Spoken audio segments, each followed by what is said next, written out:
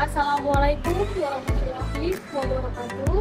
Shalom, selamat pagi teman-teman sekalian. Perkenalkan, nama saya Febriana Dok, MPM 2263201002. Di sini saya berasal dari Universitas Widya Gama Mahakam Samarinda.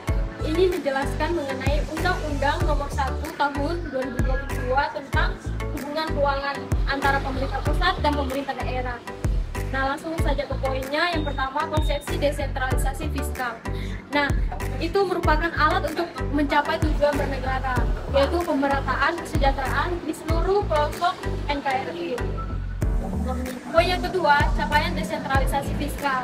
Nah, di desentralisasi fiskal itu terdapat capaian, yaitu berbagai capaian desentralisasi fiskal selama 20 tahun terakhir telah menunjukkan berbagai kinerja positif dan ikut berkontribusi dalam pencapaian kinerja nasional, yaitu terdapat kesenjangan kemampuan keuangan antar daerah menunjukkan tren semakin berkurang, menurun 0,10 dari 0,332 yaitu di tahun 2016 dan menjadi 0,230 di tahun 2020. Nah, yang kedua, penerimaan pajak daerah terhadap produk domestik regional bruto dan tahun 2016 sampai 2019 mengalami peningkatan, dan di tahun 2020 adanya penurunan karena pandemi COVID-19. Poin yang ketiga, pengelolaan administrasi keuangan daerah semakin baik ditandai dengan opini WTF yang terus naik.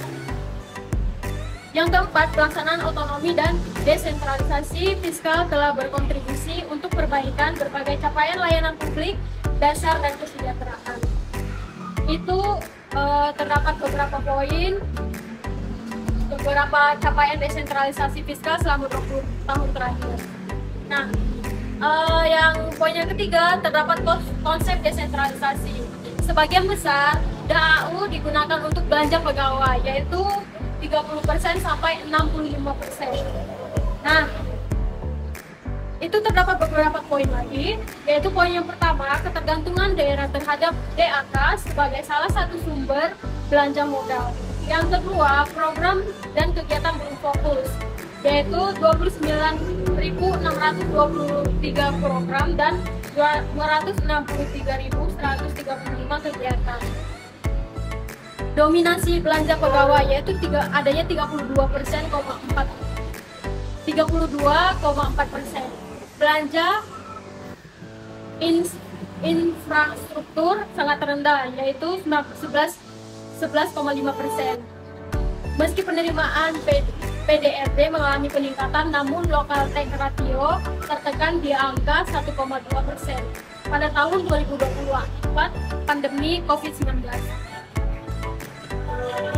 Terus adanya pemanfaatan KPBU masih terbatas. Dan yang terakhir, total pinjaman daerah di Indonesia sangat rendah, yaitu 0,049% PDB dibandingkan rata-rata pinjaman daerah di negara berkembang sebesar 5% PDB di tahun 2000. Masih terjadi mismatch antara program pusat dan daerah. Misal KPBU, SPAM unggulan terkendala karena Pemda belum membangun sambungan ke masyarakat. Nah, terdapat lagi beberapa, ada konsep yang keempat itu konsepsi UU HKPD, yaitu mewujudkan desentralisasi fiskal yang adil, transparan, akuntabel, dan berkinerja. Kerangka pikir UU HKPD, yaitu UU HKPD didesain untuk memperkuat desentralisasi fiskal guna mewujudkan pemerataan layanan dan kesejahteraan. 1. Undang-undang tentang hubungan keuangan antara pemerintah pusat dan pemerintah daerah meningkatkan kapasitas fiskal daerah, yaitu PAD meningkat, transfer yang berkualitas, perluas akses pembiayaan. Yang kedua, meningkatkan kualitas belanja daerah, belanja fokus dan optimal, keharmonisasi kebijakan fiskal pusat daerah. Nah, terdapat 4 pilar, yaitu pilar yang pertama, mengurangi ketimpangan horizontal dan vertikal menuju pemerataan layanan dan kesejahteraan. Nah, terdapat beberapa poin, yaitu poin pertama, desain transfer ke daerah. yaitu redesign pengelolaan transfer ke daerah untuk mengurangi ketimpangan dan mendorong perbaikan kualitas belanja yang efisien dan efektif melalui TKD dan berbasis kinerja. Nah, yang kedua, peraturan dan dampak redesign dana bagi hasil, yaitu redesign DBH untuk meningkatkan kapasitas fiskal daerah dalam rangka mengurangi vertical imbalance, penguatan aspek kepastian alokasi dan mendorong kinerja daerah. Nah, poin yang ketiga, peraturan dan dampak redesign dana alokasi khusus, yaitu kondisi existing. Terdapat DAK seharusnya menjadi skema penunjang, namun menjadi sumber utama belanja modal. Yang ketiga, sebagian besar DAK fisik reguler untuk kegiatan rutin atau pemenuhan SPM yang idealnya dipenuhi melalui DAU. Nah, yang terakhir, belum terintegrasi atau kurang bersinergi dengan belanja lainnya seperti DAK non fisik di daerah, dekon, TP, dan perdanaan lainnya, pinjaman atau hibah LM. Nah, di pilar yang pertama itu ada yang keempat, yaitu pengaturan transfer ke daerah. Adanya dana OTSU, dana keistimewaan, dana desa, dan insentif fiskal. Yang kelima, pengaturan pembiayaan utang daerah. Dalam rangka akselerasi pembangunan, daerah dapat melakukan pembiayaan utang daerah dan tetap mengutamakan prinsip kehati-hatian dan kesinambungan fiskal. Yang keenam, pengaturan sinergi pendanaan UU HKBD, yaitu mendorong kreatif dan sustainable financing berbasis kerjasama melalui skema sinergi pendanaan. Yang ketujuh, pengaturan dana abadi daerah, yaitu bagi daerah yang mempunyai kapasitas fiskal tinggi dengan pemenuhan kualitas layanan publiknya relatif baik, dana abadi daerah dapat menjadi opsi bagi kebermanfaatan lintas generasi dengan manfaat yang lebih luas. Nah, kita masuk ke pilar yang kedua. Itu adalah penguatan lokal taxing power dan tetap menjaga perekonomian. Yang pertama, pengaturan pajak daerah dan retribusi daerah RUU HKBD, yaitu meningkatkan lokal taxing power dengan tetap menjaga kemudahan berusaha di daerah. UU HKBD memberikan peningkatan penerimaan DRT kabupaten atau kota sampai hingga 48,98% secara nasional. Yang kedua, highlight pengaturan pajak daerah. Pengaturan absen dimaksud untuk tidak menambah beban FB, melainkan percepatan penerimaan bagian PKB dan BPNKB bagi kabupaten atau kota dan sinergi pemungutan pajak antara provinsi dan kabupaten kota.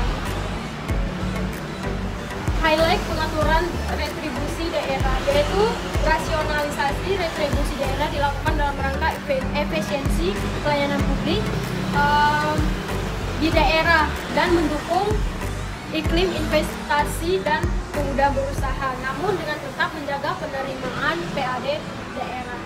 Nah, masuk ke poin yang ketiga yaitu pilar 3, itu meningkatkan kualitas belanja daerah agar lebih efisien, produktif, dan akuntabel. Terdapat satu, yaitu pengaturan pengelolaan belanja daerah, peningkatan kualitas penganggaran belanja daerah, mendorong kinerja belanja daerah melalui penguatan kualitas penganggaran belanja daerah agar semakin efisien, fokus, sinergis, dan berkesinambungan dengan tetap memberikan keluasan pilihan eksekusi belanja sesuai karakteristik daerah. Pengaturan pengelolaan belanja daerah atau peningkatan kualitas pengalokasian belanja daerah, itu meningkatkan kualitas pengalokasian belanja daerah agar lebih produktif dan fokus pada layanan dasar kepada masyarakat dan mandatory spending, sehingga terjadi akselerasi pemerataan kualitas layanan publik dan kesejahteraan di daerah. Poin yang ketiga, pengaturan pengelolaan belanja daerah, peningkatan kualitas SDM dan pengawasan internal, yaitu peningkatan kualitas SDM, mengelola keuangan daerah dan APIP daerah, serta penguatan pengawasan internal dalam rangka mendukung akuntabilitas pengelolaan APBD. Pilar yang terakhir yaitu harmonis belanja pusat dan daerah untuk mencapai tujuan nasional. Nah, poin yang pertama, pengaturan sinergi fiskal nasional. Konsep sinergi kebijakan fiskal nasional ini bertujuan untuk menyelaraskan kebijakan fiskal daerah dan kebijakan fiskal pemerintah dalam rangka pencapaian tujuan nasional. Yang kedua, pengaturan sinergi fiskal nasional. Instrumen sinergi yaitu keuangan negara merupakan konsolidasi antara APBN dan APBD, perlu dikelola secara akuntabel dan produktif. Yaitu yang ketiga, pengaturan sinergi fiskal nasional, instrumen dan pendukung sinergi. Keuangan negara merupakan konsolidasi antara APBN dan APBD, sehingga perlu didukung dengan sistem informasi yang dapat